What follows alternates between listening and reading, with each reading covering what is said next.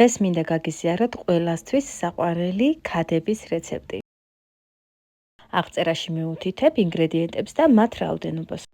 ვამზადებთ აპარას, თბილ წყალში გავხსნით საფუარს, შაქარს, ფქვილს და დაველოდებით მის გააქტიურებას.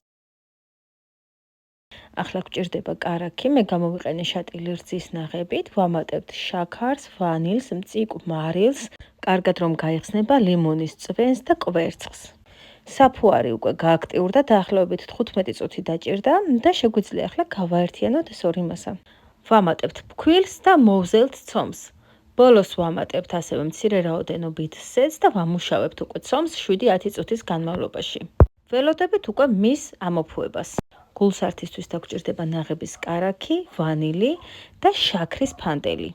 ბოლოს ვამატებთ ფქვილს და ხელით კარგად გავაფხუერებთ, რომ მივიღოთ ასეთი კონსისტენცია.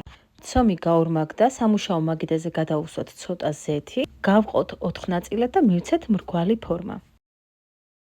დავასვენოთ 15 წუთი და გადავიდეთ უკვე მომზადებაზე. გავაბრტყელებთ, გადავუსვამთ კარაქს, შემდეგ მოვათავსებთ გულსართს, შევკრავთ ხინკალივით, შეეცადეთ რომ გულსართი კარგად იყოს გადანაწილებული და ფრთხილად გადაიტანოთ საცხობ ფორმაზე.